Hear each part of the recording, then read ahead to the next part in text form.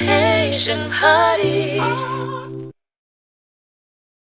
Welcome back to Asian Party! What's up, you guys? As you guys can see today, we have a very special circumstance. We're using our cellular devices.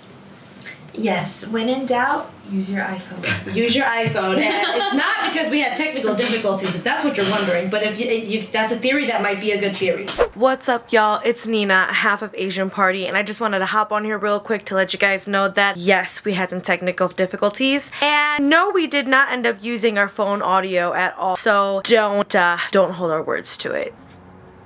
Let's get back to the podcast, eh? But yeah, just so you guys know, you guys are probably wondering who is this beautiful person behind us and our wonderful guest. Can you please introduce yourself? Yeah, well, first of all, thank you for having me. My name is Phillipe 𝗕𝗂, but I go by 𝗕𝗱𝗶𝗶 on Instagram. But yeah, I'm really excited to be here. I live in LA, but I'm from Minnesota. Oh, just like this one. Yeah. Yes. From Minnesota, we're unique. Yeah, exactly. Midwest gang. But all from the Midwest. Midwest gang. Oh my gosh, so you have been in LA. I met you like, what, 6 months ago? Yeah. Okay, so is that when you just moved to LA? I've been here a full year. Oh, yeah. what? Wow. I know. Wait, did you go by yourself? Yeah, it was a suitcase and a dream. Oh, yeah.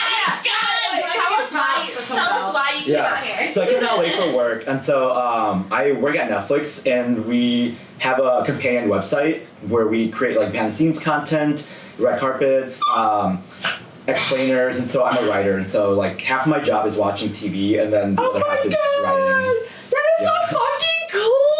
I love that. I know. Dude, oh my god. Oh, I love that you fucking work at Netflix. I mean, I can't even afford Netflix. Yeah, okay. Can you tell us what the subscriptions are? Like, I'm so confused with what it is, like how much they charge. I don't even know what the subscriptions are. Not sponsored by Netflix. Don't watch it. I mean, my dad pays, so I don't know. Oh, I love that. See, that's me. I'm a Netflix sharer. I don't own the account. I share the account. I make an account. I never paid for it until this year. Yes. And I'm here like, just take it out of my account. I don't even know how much it is. Oh, damn. I was like, yeah, it's time for me to hop on that bandwagon. I'm like, everyone literally uses my password. I think I'm the only one in my family that uses my, like, that has accounts, and everyone just uses my password. You're the breadwinner. But it's worth it. Yeah. She's getting good Christmas gifts this year. Yes. Hopefully. That's the goal. I'm just kidding. Yes. All right. So I'm like, I love that about you. So what inspired you? Okay, so you said your job, right? Mm-hmm. Well, what do you love so far since you've been in LA? Ooh, I mean, I've never lived outside of the Midwest, right? So I've been in Minnesota, Wisconsin, Chicago for 6 years, and so obviously the weather, because this was my first year without snow, and I'm like, I can actually celebrate my birthday without like being in this, like inside. Yes. Oh my I have god. a January birthday. Oh, me too. The 30th.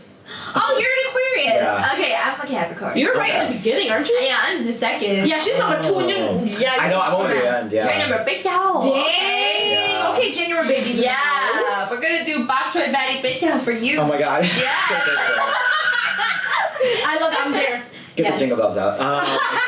Hey. But no, I don't know, like, I feel like I've been eating good. Yes. Yeah. The food is so good. And I tell people, like, music hits different in LA. I think it's just because everything's so cinematic and beautiful. Yes. And so, and like, just like, the culture, I feel like you can find your own niche anywhere. Yeah, there's a lot out here in LA to do. Like, there really is a lot for everyone. Like, even Santi, my husband, he's a metalhead, and I remember he was like, look, I'm gonna find other metalheads, and he's like, it's so hard because they all hide. Yeah. You know, he's like, where do you go find a metalhead? I'm like, I'm pretty sure there's some shit out there, some scene, and there is. He was like, there's literally like Facebook pages for these people. Like, he's like, but I'm not gonna do that. I'm like, okay. Yeah. But yeah, it's so crazy how large LA is and how they can actually cater to a lot of different people. Mm-hmm. Yeah. Yeah, I would say, like, it's so crazy, the scene here. Like, I just feel so much better being here, too. It seems that that way. way culturally Culturally diverse and intertwined, and it's just so welcoming versus, like,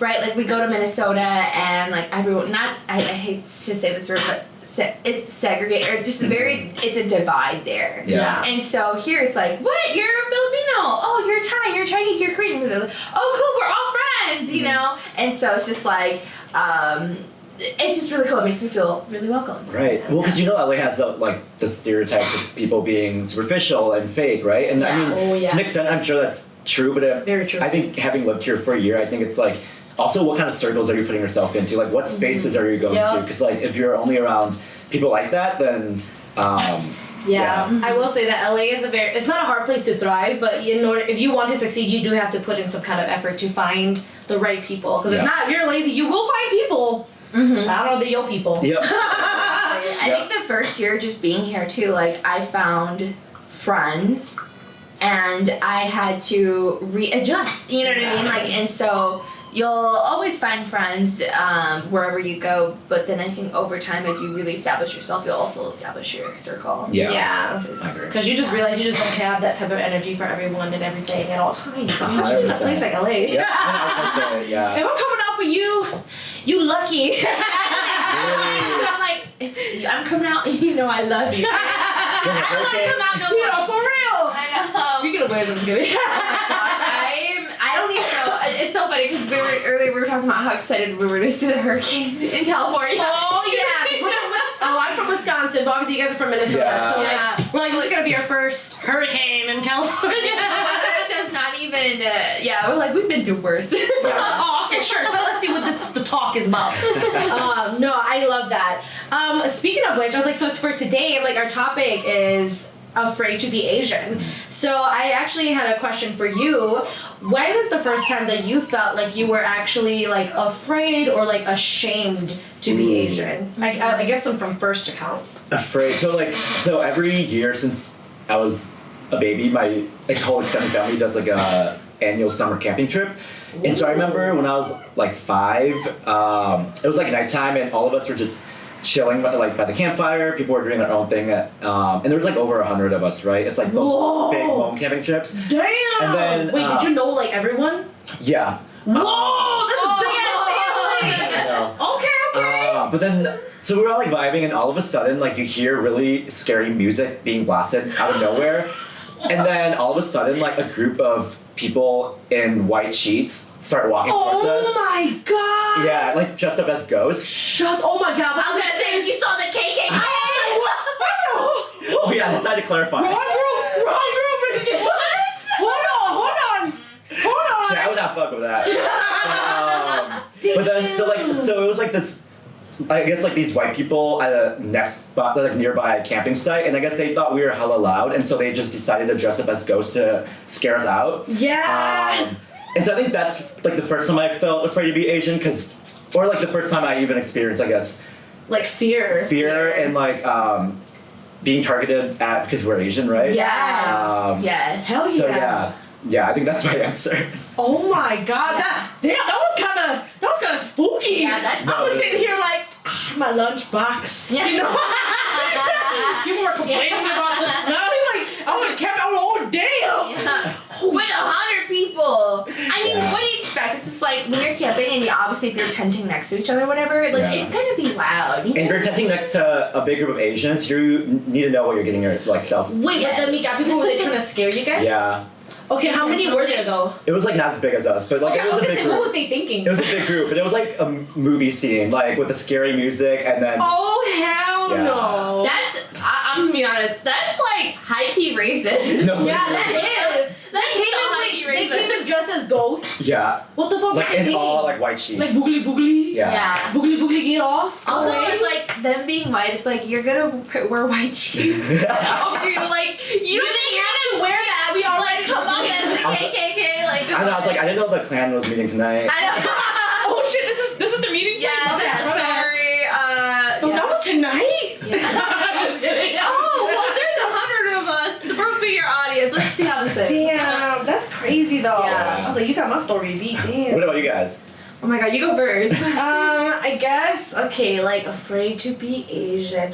I don't think I've ever genuinely been, like, super scared to be Asian. Like, oh my god, I'm Asian, like that. But I think that, like, anytime that I've, like, felt weird about it, definitely growing up, because I actually grew up in Wausau, Wisconsin. So I don't know, like, if you guys know, but it's basically, like, a really small city, and it's really literally only, like, we got people and, like, Hmong people, okay? I don't know what happened. Hmong people just, like, all settled in Wausau, but... I agree. Yeah, like, it's so small, and I literally just remember like my whole life growing up in that area, I just never felt like I fit in. I never like people there wore Hollister. I could never fit that shit. Girl, yes. That was not made for my body. So I don't know what the fuck they thought I was. And then like I just know I love Asian food so much, but I was always afraid to pack it to school because the shit that I love was the shit that stank the most. Oh yeah. Like when it stinks, like papaya salad, man. Yeah. That shit is so good. But when I take it to school, you know, I'm like, and people are like, what's that? I'm like, nothing. You're eating good. it's all mine. Oh my, it's this Not big. you. Yeah, like I think just that for sure. But I've never actually like genuinely been scared. But I will say, yeah, I think like food wise, because I'm a big lover of food, and like food is like my comfort. So whenever I go places, I always want to feel comfortable to do that. And I've definitely growing up never really felt like that from like elementary to middle school until I left Warsaw actually, and then I felt more comfortable. But it's funny to say that because Warsaw has a lot of Hmong people. Yeah, You know what I mean? Like They do. But maybe it's because I grew up in like in the 90s to like early 2000s. You know, maybe it's different now because maybe I don't know how it is there. So hopefully it's more welcoming. I don't know if you guys felt like that with food at least. Oh. Food, yeah, I feel like food, it's so distinct, and there's been a lot of time, like for me, I've, like, there was one time recently, maybe like a couple years ago, I brought in 𝗕𝗱𝗱𝗶𝗶 to work. That shit is so bad. Wait, where were you like working at the time? I was working at this company in downtown Minneapolis. It was okay. a job that I was at for like 5 years, and And this is like your first time ever bringing Asian food? no, not my first time ever, but like the very first time or first thing that comes to my mind when I think about food, and like I was looked weird at. Oh, you know, the 𝗕𝗱𝗱𝗶. Yeah, the 𝗕𝗱𝗱𝗶, because it was just like this white blob. Yeah, you're right. Like, and I remember like this one of my coworkers looked at it and was like, "Are you eating glue?" Yeah. Maybe. I was like, I don't know, what do you think? That's so funny. She thought it was glue. She was like, is that glue? I guess it's a good. I've never heard anybody say that, but that sounds logical. Yeah, it's logical, right? But Yeah. I'm like, bitch, we 20 years old. We're like 25. Yes, bitch, I eat Like, glue and I brought it for everybody. Yeah, you're gonna ask me that right now? This is my favorite snack. I wanted to share with everyone else. Yeah, seriously. It's like everyone was like, ooh, cool. Oh my god, I want to eat that. You know, like that's so good. Like, but then her, like, she was just like, is that glue? Like eating glue, and I was like, What did you say? Were you like, no? I was honestly, I just looked at her and I was like, oh no. Like, I was like, I started laughing. I was like, no. I'm like, it's tapioca. You know, like, it's tapioca. Like, think of boba pearls. Yeah. But not colored. Is that what that is actually though? Like it's actually tapioca. Yeah, It's not rice. No, I think it's rice flour. Okay. Right? Rice flour so. with I've never made it. tapioca in it. Yeah. That makes it like very gooey. Okay. But yeah. Dude, that is so fucking. Yeah. And you know what's funny? She still didn't eat it. Yeah. Did other people eat it? Yeah, they did. They were like, oh, it's so good, da-da-da. You know, and she's just like, no. It's a spring roll. It's an egg roll, just different shell. I was like, good, more for me. That's Like, crazy. I'm good. I can see how people might be scared. I think I had somebody ask me once if it was like a caterpillar, but glue? Yeah. That's interesting. Yeah. That's crazy. Dude, damn. What the fuck? I know, it's so funny, but I was like, you know, things like this, I'm like, I used to take offense to it, but now I'm just like, what they don't know, they don't know. Yeah. You know? And like, if you choose not to be cultured and like learn that there's other cultures and nationalities, ethnicities in the US or everywhere, you're not, you know, I'm just like, whatever, like, I can't help you. I've always thought like in the world. Welcome back again, you guys. Unfortunately, the camera got cut off because we ran out of storage. So we started filming on the iPad instead. Thank you guys for joining us and being a part of our podcast journey. As you guys know, we're always working to bring you guys better and better quality. So thank you guys for being here and sticking with us through it all. We appreciate you guys. Now back to the Asian Party Podcast. Look how cool it is. Yeah. So in life, I feel like there are two types of people. There's the type of people who go, oh, and then there are type of people who go, oh.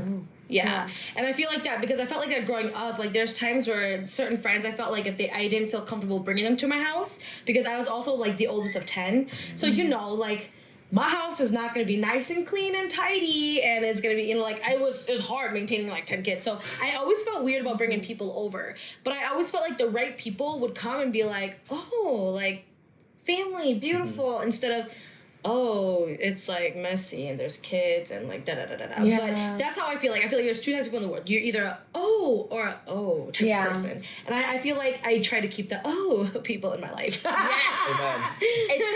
It's the character, it's the reaction, it's the support, the love. Yes. But yeah, I'm like, I think that's a good first start off for the afraid to be Asian. I'm like, how do you feel?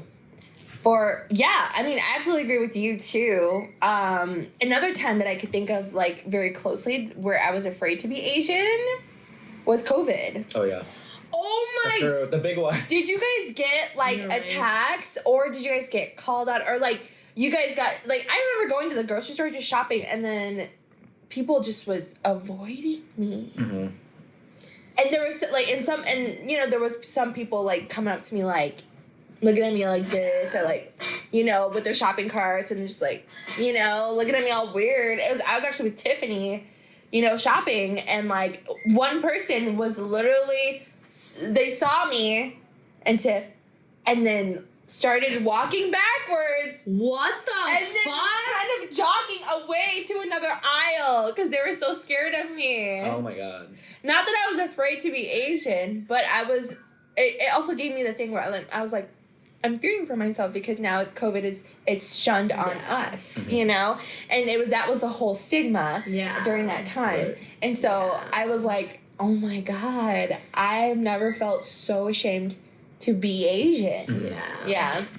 Now, it's funny that you mentioned that. That completely missed my mind. When you said that, I was like, what the fuck? Yeah. You're right. We all like blocked it out. Yeah. Honestly, yeah. Because I remember during that time, that was really spooky. Because people also it was like the Black Lives Matter movement at the time. Yep. So then it was also that play on like, like people were like, oh, it's Asians versus Black people. I'm like, it's not even that. Like, we're minorities. Why are we fighting? Like, we should be working together. But I totally get to it because, like, Black people have obviously been dealing with this for so long. And then obviously, like, not saying that Asians don't face racism. Obviously, we do. But on a scale of what Black people deal with every day, obviously not. So when COVID had happened, it was like, it was so crazy that people could flip like that. Yeah. On Asian people, right? Like, so fast. And that was also during the time of Stop Asian Hate as well. Yep. And so it was just, just the amount of just robbery. What is it? Battery. Yeah. Right? Especially Battery. like the older generation, older people. I feel like the younger Asians were kind of like, I mean, it was still bad, but they were still kind of able to like hold themselves down. But all the stories I kept seeing were like, oh, grandpa, grandma. It was attack on the elders. And I'm not like, fight for themselves. Yeah. That's what made me so angry. Like, like so every time angry. it happened, and I couldn't watch like the videos that people were posting on the news because I'm like, it just feels like you just feel so viscerally like angry. Yeah. I can't believe this shit's actually happening. You know what I mean? Like, yeah, I agree. I also remember like another person in our community just like reading. I think Gia. The news lady. Gia. She's so sweet. She but her dad was. Love you, Gia. But I remember her posting up like how sad she was because her dad was targeted. Yeah. And was it in St. Paul? It was in St. Paul, of all places. Yeah. So I was like, oh, that's so sad, you know? Honestly, people were just waiting for the moment. Yeah, they were. They were like, really waiting for the moment. Asian hate. All right, I'm gonna go tell off to that person who's been on my nerves for the past few years. Like, or they don't bother me, but I see them walk every day. You know what I mean? Like, now I got the courage to go say something. Yeah, that pissed me off, man. I know. Like my mom, I remember during that time, my mom was like also harassed on this, like when she was in the car driving, and this lady like followed her like for miles on the street, and my mom got so scared. Oh my god! And then like during that time too, like she came home, she was so upset, and so we like helped her also like file it as like a hate crime because they were like, if you experience Asian hate, they wanted to like document it or for like statistics, and so we had to like walk my mom through that. Oh my god. It's a crazy time. Wait, but his mom though, your mom is a huge activist in our community. She is a YouTuber. She is? Tell us about your mom. So she was a hospice social worker. Well, she's been in social work all my life. So she was a social worker, and then when we were growing up, she became a realtor, went back to social work, but she did like hospice, and so all her clients were like end of life, and so she dealt with a lot of death. And so I think and she's always loved cooking, so I think as like an outlet, she's like, let me just make a cooking YouTube. Oh my god. But also she wanted to like preserve her recipes just for me and my brothers. And so it's like a nice hobby for her, and she, you know, like our Asian parents aren't always the most well versed in technology, but she had to like teach herself how to record and edit and upload. Wait, what's your mom's page? Yeah, what's her YouTube? Me Living channel, MEE. I love that. Oh, That's my mom's name. Me? Yeah. Does she have like a Facebook and everything, like a page for it too and stuff? No, it's just a YouTube. Just YouTube? Okay, well. But it's good for me because like I love cooking, but when I cook with my mom, she is very particular. You know when you cook with your Asian parents? Yeah. And they like yell at you. This way. Yeah. So I'm like, thank God for a channel because I'm like, I can like cook your recipes, but I don't get yelled at. I know when you go back the home. hassle. Yeah. Wow, that's so cool. Dude, that's fucking. I wish you know more parents had more YouTube channels. I Man, know. I'm not gonna lie. I've been following this Hmong page called on Facebook called Everything Hmong. Oh. Have you guys? No. And they've been posting like the most amazing like Hmong food. I can't read English. Hmong food, cooked food videos. Wow. And it's so nice, you guys. This is like love some that. BuzzFeed type of fucking videos. Like I've been looking at it, it's HD as fuck. I'm like, dude, I could see the oil bubble in the pho. Oh That's my how God. HD it is. Like, Dude, okay, you know who I love watching? Who? Her, I don't know her, but I love her content. She goes by 𝗕𝗱𝗃 creation. Oh yeah, her cooking. It's like It's so good. It's so beautiful too. Yeah, her it's so beautiful. presentation. Yeah. Wait. She like went on a trip to Thailand too and Laos and like cooked with like her family there and everything. Whoa. I think she's one of the main top YouTubers Yeah, for for making Hmong Hmong food. Wow, Yeah. that's so cool. Okay, we Yeah. gotta stop But just like the way I like she know. like films, and it's just like so beautiful. It's so cinematic. And I love I'm that. like, I what respect that setting so are you much. using? Because people don't realize how much time and effort goes into that. Because that Yes. was always something that also like I feel a lot of parents and older generation were like, you know, just like it doesn't make sense. Like you don't Yeah. make money off of that. Why would you do that? You know, like sure if you're gonna do that for fun, for sure, whatever. But like don't waste your time on that. You know. So when I see, especially even older people Yeah. who are doing this, I'm like, dude, that's fucking awesome. That's Yeah. so fucking cool. I'm like, respect to people who are learning because I'm always learning every day, like with camera stuff. So Right. when I see people older than me who are able to do what I do, I'm like, okay, I need to step it up. Yeah. Dude, same. I'm like, No wow, excuse. they did this. Yeah. Yeah, no excuses, man. Oh, yeah. Wow, that's so cool. Yeah.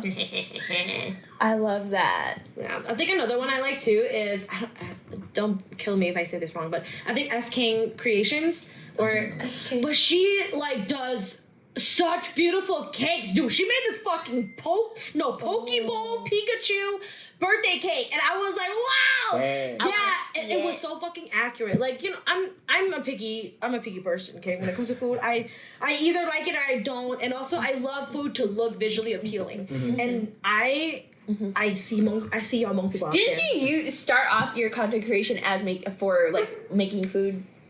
Right? That didn't make sense. I was like, what? I don't know. I'm sorry. I was like, I have done some mukbangs, not very good ones. Like I've done very Like, don't you like make food? You started off Oh yeah, I've done. as a content creator. I do some food content. Oh, okay, Yeah, I don't. Yeah, see, I'm glad that you think that though. Yeah, Hey, you know that means I that you remember your stick to my spring food rolls. stuff. Yeah, your My spring roll. That's probably the only nice video I have to do. I remember that day I filmed too. I cleaned up my whole apartment, and okay, it looks like so spacious. All my shit was pushed in one corner. Okay, I live in a studio. Okay, 450 feet. All right, so I'm gonna move all that shit over, and I had just enough space Yeah. to have the camera on the table and my spring roll right there. I said it looks so nice, looks so professional with the light on it. I love it. But I was pretty proud of that video, so thank you for acknowledging it. Yes, it was really great. Yes. But yeah, I'm like, oh shit. I'm like Got to go back in your food Sorry. influencer era. Yeah. food influencer era. It was awesome, yeah. Yeah, but I think definitely like when it comes to like not fear and like fear and shame of being Asian, I think food is probably one of the easier ones that I feel like a lot of people would face. Mm-hmm. I think I guess like if we try to put in other topics too, like clothing wise, have you ever felt ashamed at all? Like growing up the way you dressed compared to how other people dressed? Kind of, but I think so. My mom was really weird, where she was like, "We can only shop for clothes at Walmart." Like we never did Old Navy or Gap or anything like that Oh, until I was like a nice. teenager. But I I've experienced that too. Yeah. Yeah, but I think because of that, she got me into thrifting. Like I got really into thrifting as a kid. Yeah. And in middle school, and I had like the craziest outfits, like layering shit on. Like I was in Disney Channel. Yeah. Dude, that was the shit that did though. Yeah. Dude, you guys are Layers fucking skilled as fuck. I layer shit. I remember when girls would wear t-shirts with a tank top over, Oh, yeah. like a That was not cami. cool. But I think because of that, I never really felt embarrassed because I really liked like going to thrift stores. Yeah. It's probably because you always dressed well. Well, I think that's where I got it from, just from like thrifting as a Yeah. kid. Damn. Yeah, you dress so well. I love your style. Thank you. Dude, it's funny you guys say like Walmart. Like I know it's not like a bad thing, but I'm like, dude, I always thought Walmart was the shit. I love Walmart is awesome. I grew up shopping at Walmart too, but it was never like, oh, I'm shopping at Walmart. It was more like, oh, we going to Walmart. Yeah. But I guess yeah. I think for me, as like growing up as the oldest of 10, I think not like a shame, but something that I felt like was kind of embarrassing sometimes was just like, since there's so many kids, it is hard like to have clothes for everyone. I guess from a big family, like for And me, budgeting, yeah. like it sounds funny, but like there's 10 of us, right? Like if we go to church, it's not guaranteed that all of us have a suit and dresses. Does that make sense? Yeah. You know, so like growing up, I guess like our family, like we always had like nice clothes. It wasn't bad. But you know, there's always that like, you sometimes will see families where like their kids, their nose are dirty, their shirts dirty, their shorts are dirty. And you're just thinking like, that mom must be busy. Yeah. That mom must be busy. Or this child just really loves to play. Yeah. Oh yeah. You know what I mean? But I feel like definitely there's been times like that where like we'll go out and I feel like not me God people, but people who are not Asian can see that and will be like, oh, you know, like, oh, those are Asian kids or something. You know what I mean? But I feel like it was a classism thing. yeah, Like Very. classism, you know, because I remember, because I grew up in a very white ass town, you know, Cottage Grove, Minnesota. Suburbs, but it was very, like, I was, like, probably one of the first Hmong people there when they were developing the entire city. Yeah. There was only one other girl that I knew was Hmong, and she was, like, my first friend in Cottage Grove. Isabella, you're amazing. Isabella Yang. Shout out to Isabella. Yes, she's so sweet, but... I moved there in like the 3rd grade, and then I had like a couple best friends. They were, you know, growing up in middle school, and that's when my mom and I moved back in with my mom, and obviously like we didn't have a lot of money, you know, saved, and we would go thrifting at like Savers and stuff. Yeah. And then I remember my mom telling me, saying like, make sure you hide the bag or like take the tag off or whatever, you know, because we live in like this, you know, white town.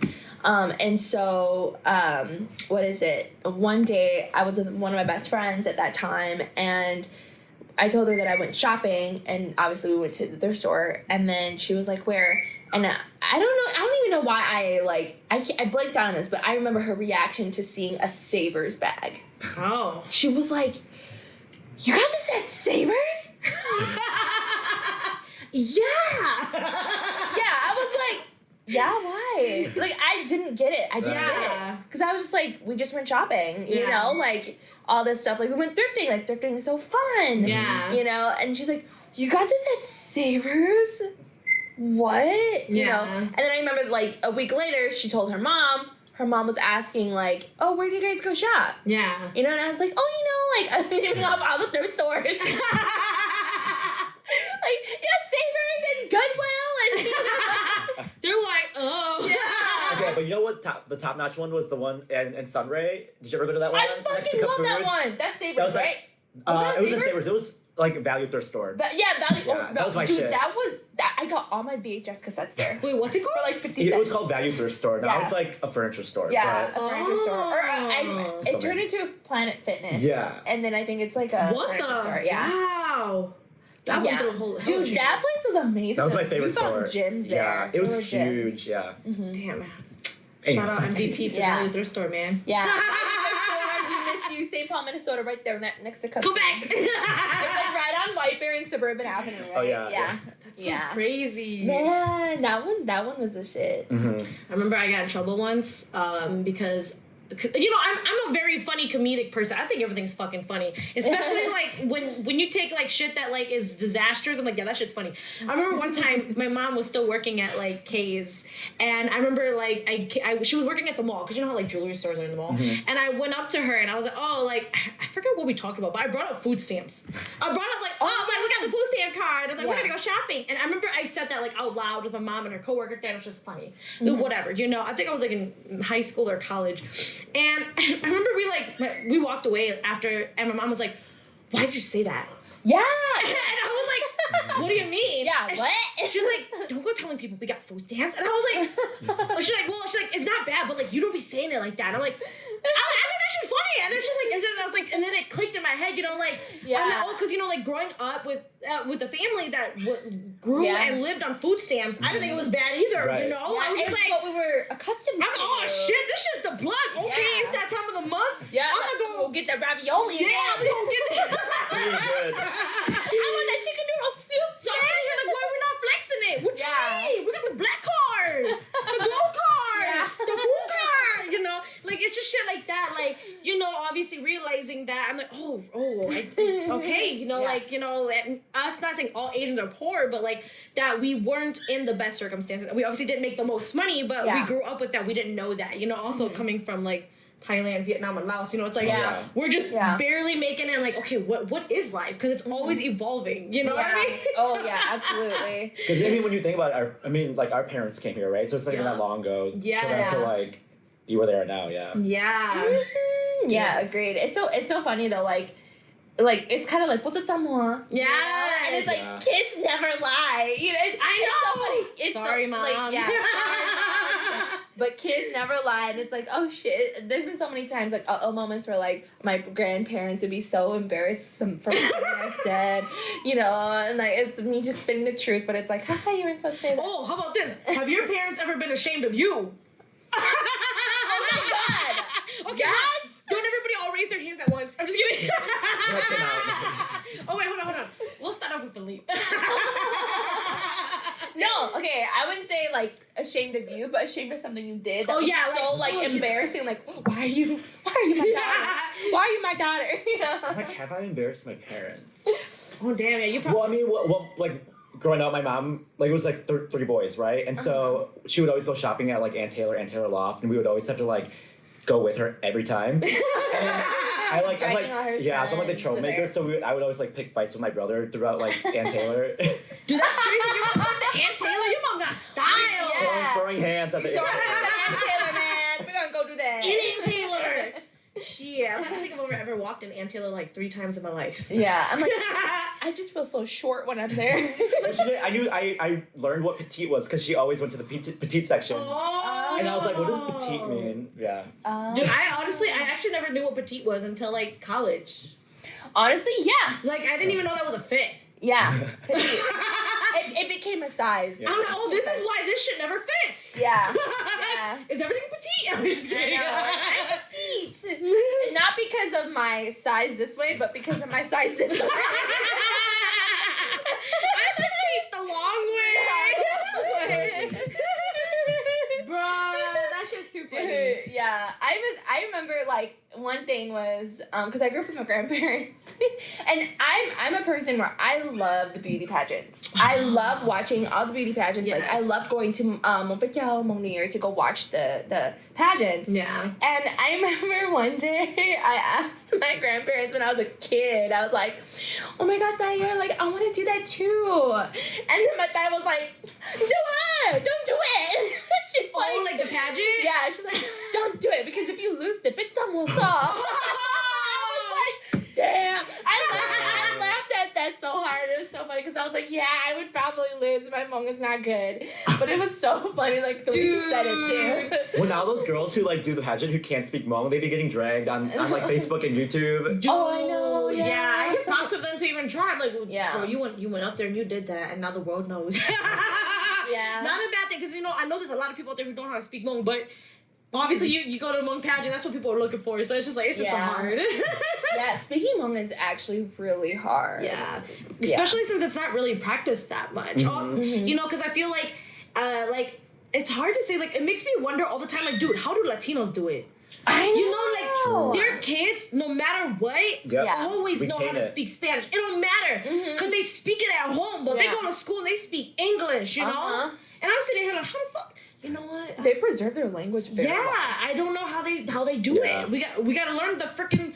We gotta bring a Latino on and ask them how they do it. Yeah, I know, for real. Like I asked Auntie. Seriously. No, I mean, especially moving out to, because like in Minnesota, Hmong people are just everywhere, right? And Yeah. then especially moving to LA where it's not, you're not like in a pack. And so for me, I'm losing my Hmong the longer I live here, but I just listen to Hmong music all the time. So I'm like, Or Mongol stories. Oh my gosh, honestly. we should have like a monthly Hmong class where we just come together and I just know. hear some Hmong words. I'm just kidding. you can only gossip in Hmong. Oh yeah, we can only speak in Hmong for the whole hour. If you speak English, $1. Yeah. In the jar. We'll see how much money we. How about if we speak English? Let's do it for like a saving, like a fund for like children. You know, like do something nice, charity. right? Like a charity. Yeah. And for each time that we speak English, we have to put in $1. Let's see how much we save. Should we try speaking just Hmong for the next 5 minutes? Just kidding. We can. Okay. Oh no. Okay. Starting. Alright, B. Oh wait, you timing it? I'm looking at the time. Okay, it's 4:26. Okay, so we got till 4:31. Yes. Okay, starting now. Okay. Oh, you. Oh no. Okay, 다시 넣어. 다시 허여 English tier. 허여 미까 tier. 그치. Okay, có hai lần của ta lời. Good day. Có thi. Hey, good day, Hmong. Good day, no sir. 진짜 한번 고치 하. Có hai lần mi까. 너 그냥 먹는 거. Oh yeah, cái món này dạ người hả? Wow. Wait. To.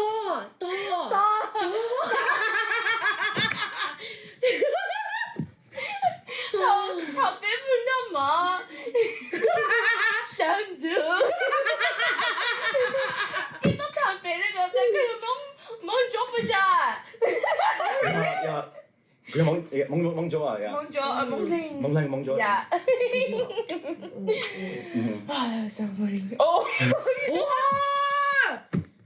허여 찐돈 lần nữa, okay? I'll. 지샤. 찐돈. 찐돈. Lúc hỗ trợ, okay? Đi họ, chỉ có họ hết nữa, bây giờ họ xin nữa. Ôi yo, okay, ôi trong shocker. Okay, bây giờ cho bên là thì. Để của luôn của lúc xong rồi. Cứ bảo hắn lên mông. 지파오. Nha, ôi yo, cứ học lên à.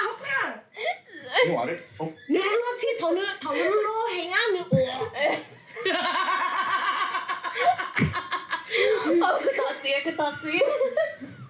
Cái quả. Okay.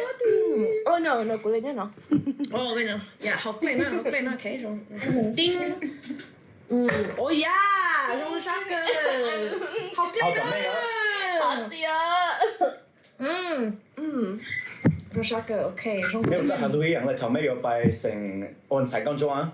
Oh有yo. Dạ.古窿鼻古我。 Okay, bây giờ cho okay, bây giờ.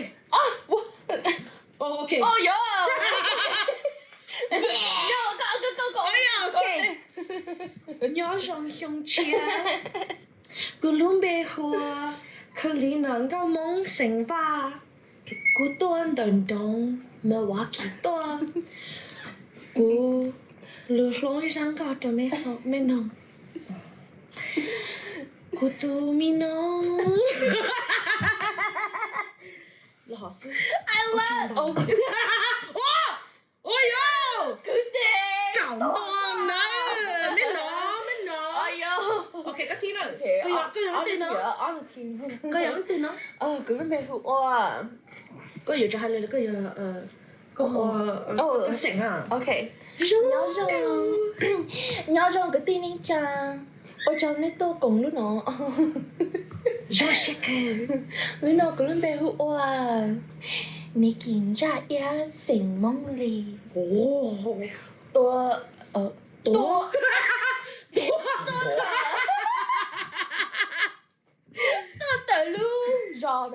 Next.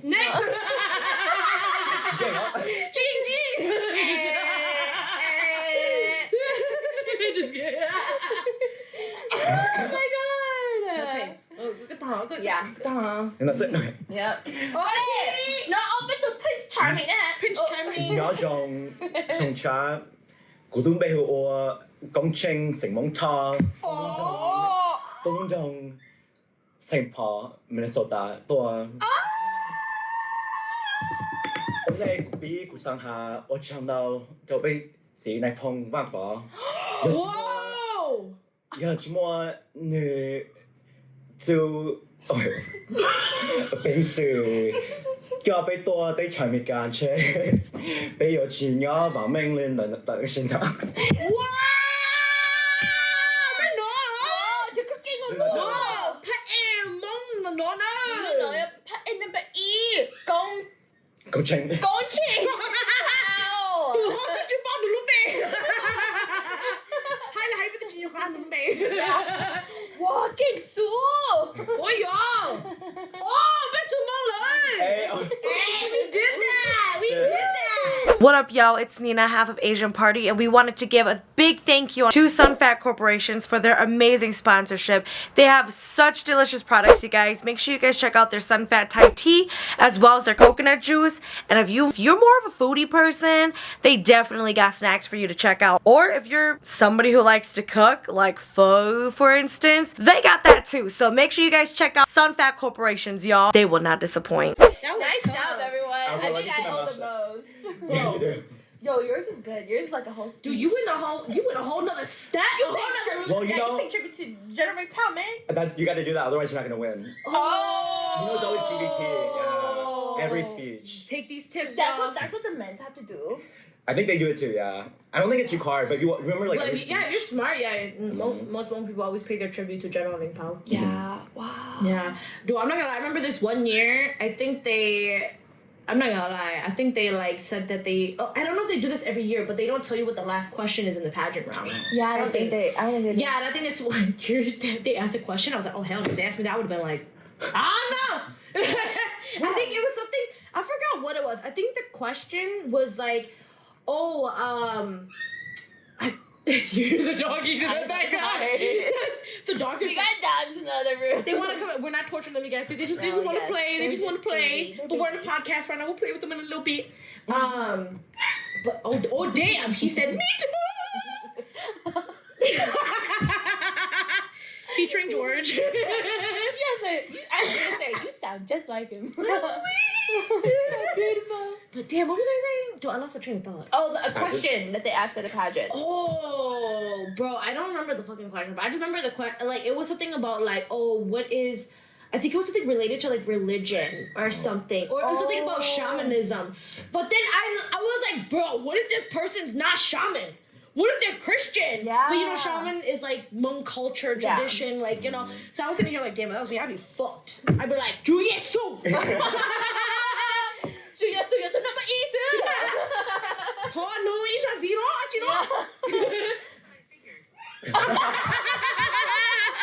She knew what's up.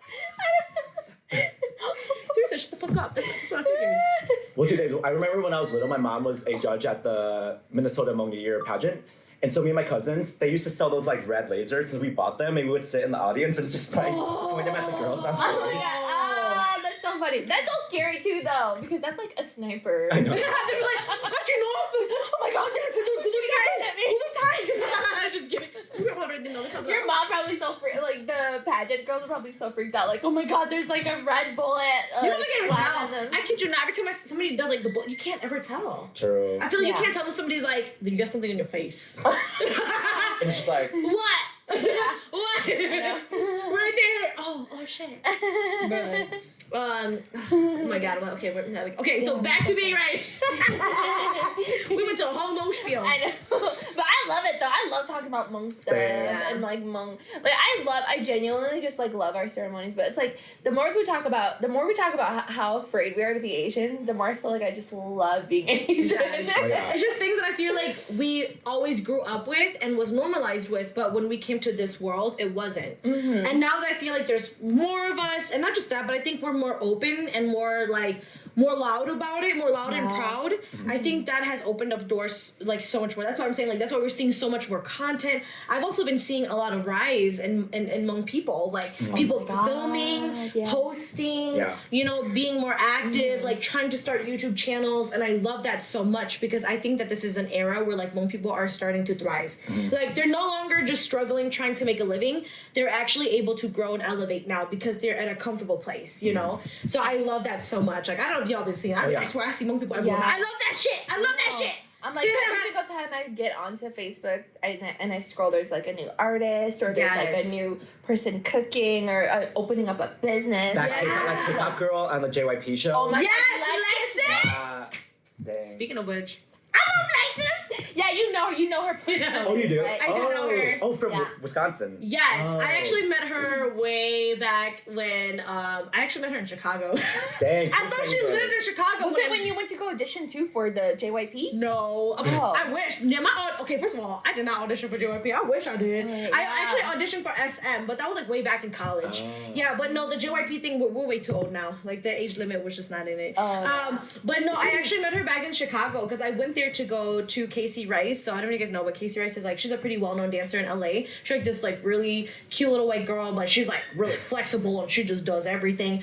But she dances with Sean Liu, and that's what I really love because Sean Liu's an Asian dancer. Okay. But she basically came to Chicago to do a pop-up dance class, and that was like the closest thing to like getting LA to the Midwest. You know what I mean? Because like as dancers, especially like somebody who's loved dancing, like I've always wanted to go like Playground LA, Millennium Dance Complex, like stuff like that. But I know that shit's not gonna happen because it's too far, you know. And if it ever came to Wisconsin, I don't even know if I would qualify for that shit.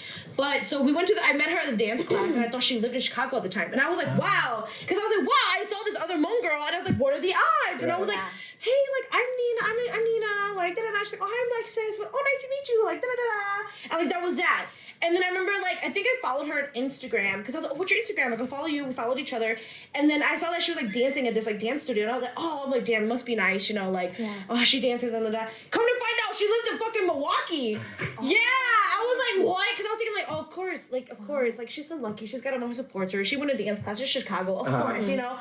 No, she's in Milwaukee. I'm like, wow. So I actually met her from Chicago, and then when I found out she was in Milwaukee, then I connected with her. Oh, okay. Yeah, then I was like, okay. I was like, girl, let's do some work together. And like, da-da-da. So I did a photo shoot, and I did some videos with her and stuff, and it was super cool. And I've always felt like she had the fucking ability, dude. Like, dude, she fucking kills it on camera. When it turns on, I'm just like, who are you? Like, She those girls up with her dance. Yes, she could fuck it up. Yes. Oh my god. Yeah. Like I was, who was it? I was talking to her. I was talking about her with Sarah and them. Oh yeah. And we're like, dude, she's like the next Lisa. Yes. Of Blackpink. Yes. Like Lisa is so fire. You know. Yes. And I'm like, oh my god, Lexus.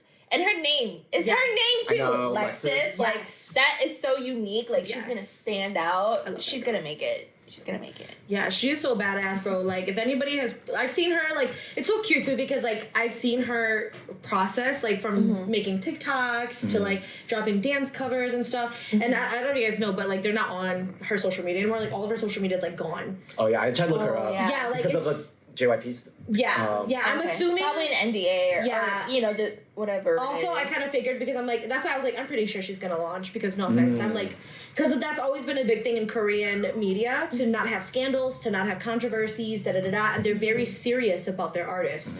So yeah, when I saw that her social media was gone, because I was actually trying to take her a post like a few months ago, and I was like, where's her stuff? And I was like, okay, I guess I'm just not gonna tag her. I'm just gonna post it. So I posted it, and then that was that. And then obviously, then like 2 months later, then I saw all this content of like JYP, Lexus, and I'm like, oh, then the dots started connecting, and I'm like, oh, okay, like that's why all her shit's missing. I'm like, but that makes sense because absolutely, like, girl, if you're gonna fucking launch, you want to launch with fresh start, you know, like everything. Clear, clean as snow. Yeah, so I love that for her, but you know. I can never be famous. I've said too many dumb shit on Twitter, so. You can get in with it. I would get canceled. It's not Twitter anymore. It's X. I know. I just deleted mine yesterday. Yeah, I was like, I looked at my phone. I'm like, what is this X app on my phone? I've never learned how to use Twitter. I tried it, but That was my go-to. I probably would have ever had to like learn from you, bro. I tried it a few times. I've tweeted people before, and the most followers I've ever gotten was like 25.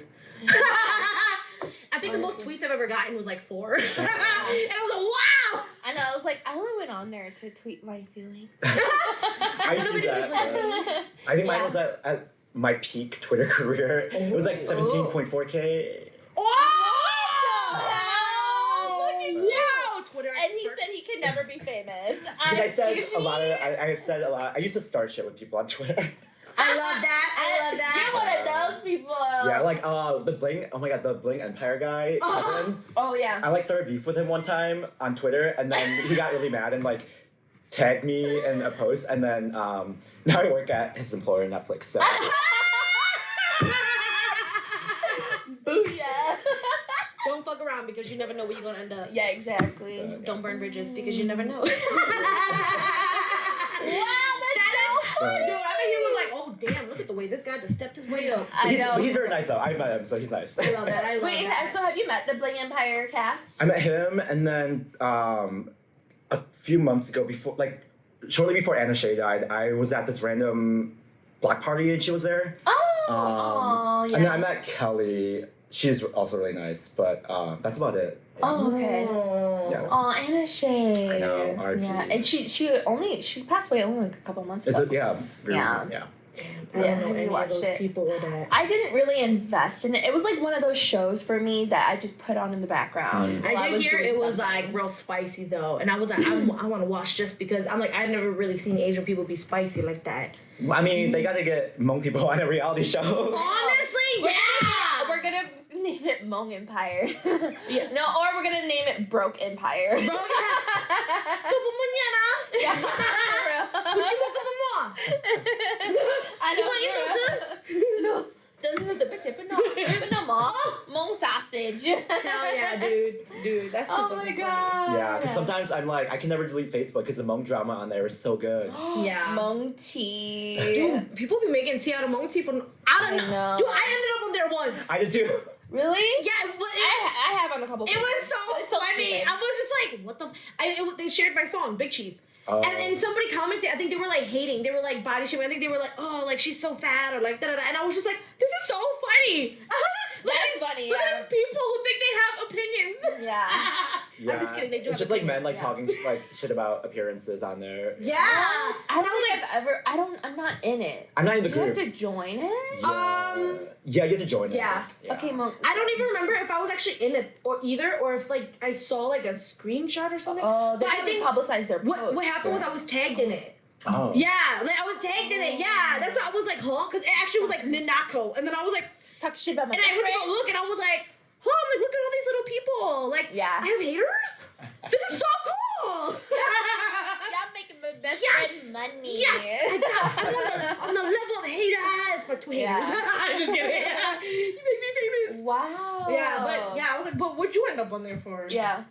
What did I end up on there for? I think it was like after, right after George Floyd. I like posted like a long Facebook status, just like talking about like how Hmong people should be more empathetic about Black Lives Matter, and then someone just screenshotted my post and put it in there, and then they're all calling me like this fucking FAGGOT, blah blah blah. Oh, Yeah. damn. They stupid lot also. Wait, but this person clearly must have like known you too then. No, they like looked me up on Instagram and then like screenshotted my photos from Instagram and like posted on there. Yeah. Wow. But I'm like, I mean, I was my easy handles was out there. And I was like, free cloud. Yeah, seriously. Y'all make me famous. Like, anyway. honestly, you see what you're doing? You just gotta play with that, man. You know what I Yeah. mean? Like, okay, cool. People think I'm big enough to want to share my shit, I guess. You know? Yeah, Or no. care enough to, like, want Yeah, exactly. It's like they have nothing else to do but to just bash on other people. No. It's also so funny. I just feel like it's like we're eating popcorn. I know so many people watch it too. Like we don't say yeah. nothing. I know so many big artists that we be like talking, like they be like, I'm like, yeah, Yeah. I saw that shit. Like, yeah, that's funny as fuck. Yeah. When I intentionally don't like it.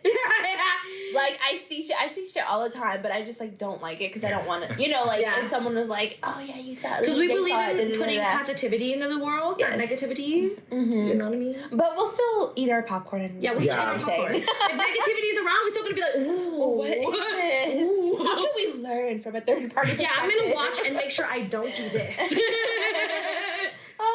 So I feel that. But It's so funny. I don't think I've ever ended up on 𝗕𝘀𝗵𝗱, but I have ended up on like fake pages. Oh. Where like there's like people that repost like the photos of girls and guys that they hate and like say something about them and like spread rumors and lies. What the fuck? Yeah. But mine is always stupid. Mine is always like, yeah, don't trust Nikki because she'll see she's fake as fuck. She'll say hi, and then like walk away and and then like the next time you see her, like she doesn't say hi or whatever, or like she's so bubbly but she's really fake. I'm like, oh, okay. I always say hi to everyone. Only the real ones know. Yeah. I'm like, dude, just because, like, for example, a lot of people associate it too. Like, they'll be like, oh, Nikki is friends with this person. Yeah. But I hate that person, but I'm still friends with her, and she's still friends with that person. Yeah. It does not make me go and be like, oh, I'm going to hate that person too because you hate them. Mm-hmm. Yeah. I'm just going to be mutual. Yeah. And a lot of people didn't get that. And I think that's why They probably got I ended up on those pages. Yeah, because they want you to hate people too. Like, I hate them, you hate them. Yeah. And it's more like, okay, look, this person might have done you wrong, maybe not me. And I'm not saying that what they did was right, but I'm like, I'm just keeping the peace. Yeah, seriously. I'm like, they're not my bestie, but I'm like, I'm just gonna be cool with them because that is how the world is. Like, imagine if all the 𝗕𝘀𝗃, the 𝗕𝗀𝗃, the Asian, if you were, imagine if all the racist people could be racist every day. They can't. Damn. Some try, some do, but I'm just saying. Mm-hmm. My point being, they ain't. So, anyways, damn it! What was my train? This is what I swear I'm ADHD, bro. Dude, me too. Bro, I was already thinking about like the next line. Dude, like, I need to. Sometimes when I answer questions, I need to write the question down. Do you guys have to do that? What were we saying?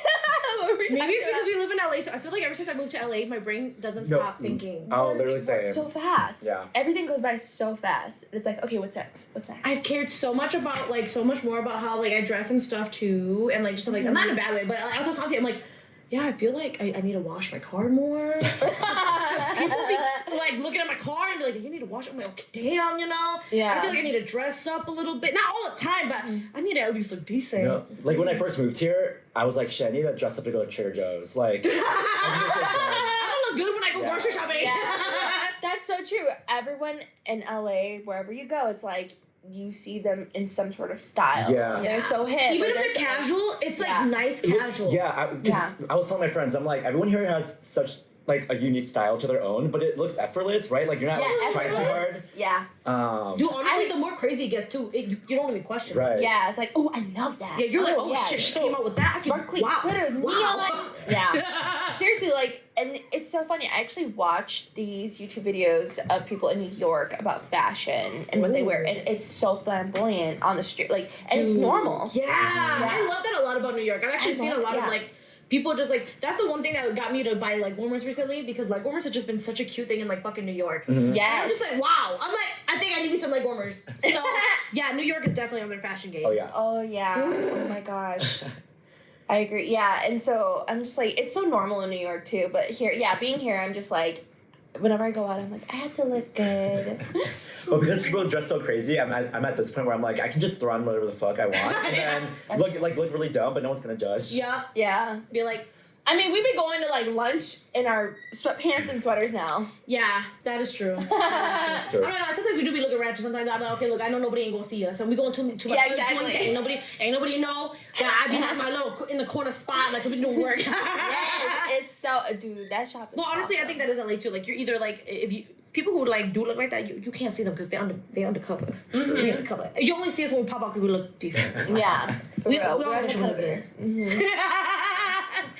But I'm I'm glad to know I'm not the only one who doesn't stop thinking. Dude, I feel my brain is just always thinking. I feel I have harder time sleeping because I'm always just oh, what am I gonna do tomorrow? I have this to edit. I have to do that. I have to do this. I should have.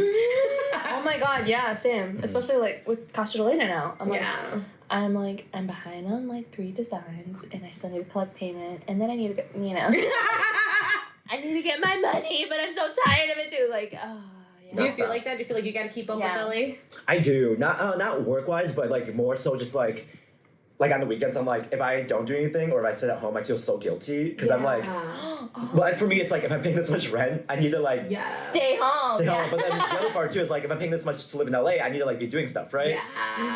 So I think because of that, I'm always thinking about like, okay, what am I gonna do this weekend or what I'm gonna do like after work? I love that. But I need to just chill. You're so cute. I literally have the same mentality. Like, I think for sure something I've been realizing is I always try to do one thing that excites me every week.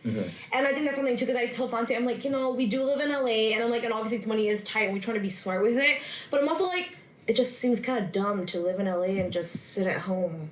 Yeah. And I'm like, I should at least go to the beach or like farmers markets or like check out California. Because like, I'm always seeing people like, oh, look at this new store that opened. Look at this new restaurant that opened. Oh, look at this, look at this new club. Look at this. I'm like, God damn it, I haven't even been to like Lego World yet or Universal, you know? Yeah. So I'm like, damn, like I just also need to save money so I can go out and do this shit. Yeah. But yeah, I totally get that too. I'm like, I always feel like I need to go do more. I feel like living in LA, and I just need to be like doing something all the time. Yeah. But I do agree that like I think that is the one thing that people also constantly deal with in LA, like understanding your own pace and like giving yourself time to also digress, stay home, at peace, mentally get yourself back in check and charge your battery before you go out and socialize, you know what I mean? Yeah. But damn, I feel that, especially somebody who is always outside. No, I agree. I think this is the most I've stayed home in my entire life, or my entire stay in LA. Like, agreed. I stopped, like, ever since January hit this year, I'm like, I don't even go out that much anymore. Yeah. I stopped. And I think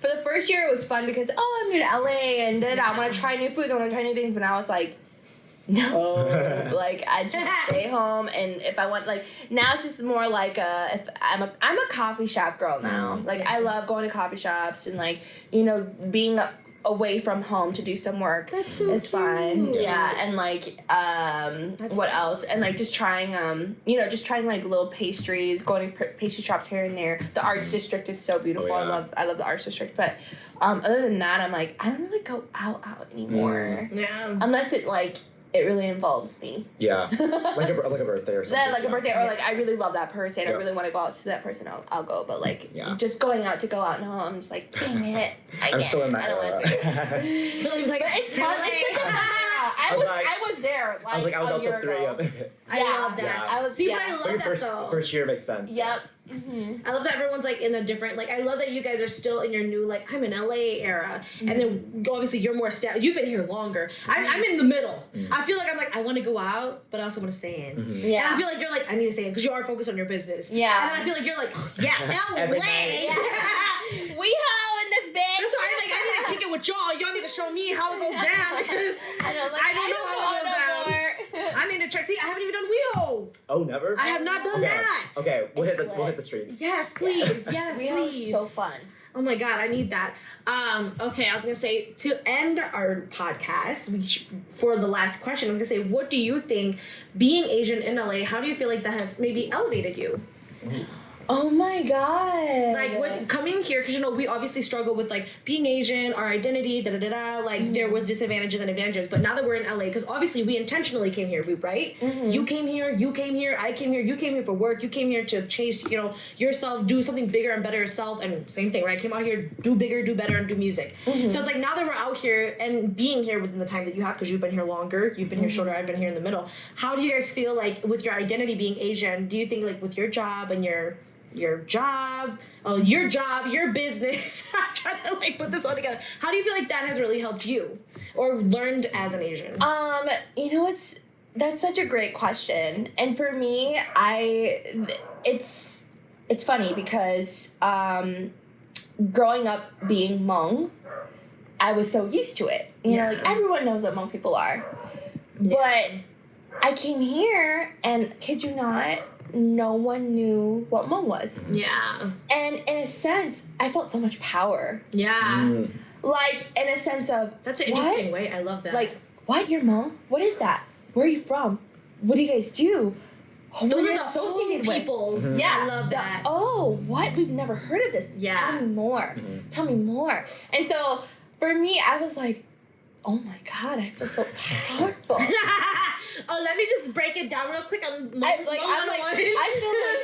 feel like a powerful Hmong female. female Asian right now. Like, I was like, oh yeah, the Hmong, I'm Hmong, this, that, like, and I was so, and the more I talked about it, the more I felt so proud, and I saw, like, other people just, like, being so amazed by our culture, too. Yeah. And it also made me feel more empowered to be Asian, more empowered to be a Hmong woman. Yeah. And empowered to show, like, for example, like, my business, like, the first signs I wanted was the Hmong signs, the Hmong LED signs, and I've gotten so much love and support and just, like, comments from, like, people who aren't Hmong saying, wow, those are your symbols? That's so cool. Yeah. What? That's in your clothing? What? That's so cool. Like, we don't have shit like that. And so for me, like, I felt like I was so powerful in a sense of I belong. Yeah. You know? Yeah. Like, it felt like a sense, like, of belonging. And not to mention dating as well. Yeah. Because, like, during that time, it's like, okay, now I'm just swiping right on guys that I like, go on dates, da-da-da. What are you, Hmong? Oh, what are you all about? Like, and it was a time where I felt like I was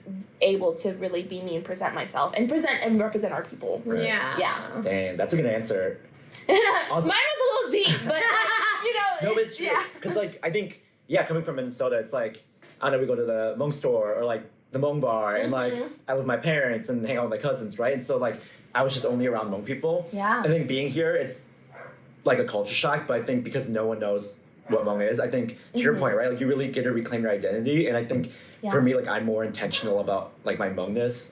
And it reminded me, like, last weekend I went, like, vintage and thrift shopping, like, all over, and I went to the Echo Park flea market, and this lady had a Hmong skirt, and so I was looking at it, and then she was like, it's really great for festivals, like, you can wrap it around and, like, dance in it, and I'm like, You're like, yeah. and then right after that, I went to this other vintage store in Hollywood, and there were 2 Hmong skirts there, and it was like it was labeled like vintage, like it was just like a vintage tribe skirt, and I'm like, dang, like these people don't know what Hmong people are, but Oh my, how much are they selling them it's for? like $300. Whoa! Damn. Okay, we're gonna go claim that shit right now and be like, no, you're not selling our shit for $300. No, you're not pocketing. Like, how you know that we sell it for this price? I Yeah, know. hold on. I know. Excuse me. Damn. But my real answer was, I think for me, like I think also being gay and Asian, I've never felt like I belong more than when I moved to LA, because I think, I don't know, like the gay community broader, it's like very white and also like very racist. Yes. And so I think like when I lived in Chicago, I struggled with that, but here it's like every weekend there's like a gay Asian dance party or like pop-up or event, right? I'm like, damn, I can't keep up. It's like every weekend. But I've like never felt more pride in like more community than when I moved here. Yeah, but now I'm like, dang, y'all need to like give me a break. Y'all need to chill. Every week. I feel too loved. Like every week there's something going on, but that for me, I think that's the one thing I've noticed the most. Wow, I love that, Dude, I fucking love that. I feel like I could definitely relate to that too, because I was telling Nikki, I'm like, I feel like, well, I'm not trying to get super spiritual, but I feel like I was telling her, I'm like, I feel like God brought us here for a reason. I feel like more people are coming to LA, and I think that they're doing things, they're trying things, they're putting their foot out there, and I love that. You know, like it's always scary, you know, like the experience of doing all that. So for me, I feel like coming out here as a Hmong person, I think something that I definitely have learned, it's funny that you guys say like, oh, you know, people knew who Hmong people were. I mean, I guess from Wisconsin, like not saying that people didn't, but they kind of didn't, you know, like still even that like people knew Hmong people, but it was still like they didn't. Also, Hmong wasn't really spoken like that. I remember the first time I saw like Hmong on a like Hmong translation at a bank, and I was like, whoa, That's so cool. yeah, I was like, whoa, like I could read that, you know, I understand that, and I was I feel represented. yeah, and I was like, wow, you know, and I remember because my husband, obviously he's Mexican, and like even like sometimes, you know, you go to TJ Maxx's and there's like Hispanic ones, like, you know, Spanish speaking ones, and you go in, they'll have like the words even in fucking Spanish, you know, and I just be like, damn, like I can't wait for us to get on that level where Hmong people can, you know, have fucking Hmong signs too, and like when you see translations and shit. But yeah, coming out to LA, I feel like it's been very it's always been a good experience. Like everybody that you speak to, when you tell them you're Hmong, they're like, what is that? It's not like a, oh, okay, you know. But also I feel like a lot of the people out here, it's because Hmong people haven't really been been known, you know, like sure you hear Chinese, Korean, Japanese, but then they're like Hmong, you know, and that kind of is a good starter or opener to the conversation. So. Yeah, but I feel like I love being in LA. I think that this is such a very welcoming place. It's so culturally diverse. And although it's very fucking expensive, it is definitely a very great place to be and to thrive. Like if you come here for the right intentions, I think that you could definitely do what you want to do. But yeah, personally for me, I think being an Asian out here in LA is really nice. And you definitely don't get discriminated for that. Also, being Hmong as an identity out here is really cool. Yeah. A lot of people, especially when you're like Sunisa, they're like, whoa, what's that? You know, like we actually have things to claim now. Yeah. And sometimes they're like, what, that girl? What? You know, she's so good. Yeah. That's technically me. Yeah, we've had like an Olympian with lash extensions and like the balayage. How do you say that? Balayage. I was like, I love an ABG being an Olympian. She doesn't know her nails done.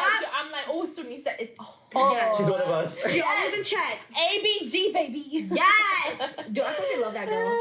She really put the bar out there, and she really showed us that we could. The literal bar. The literal.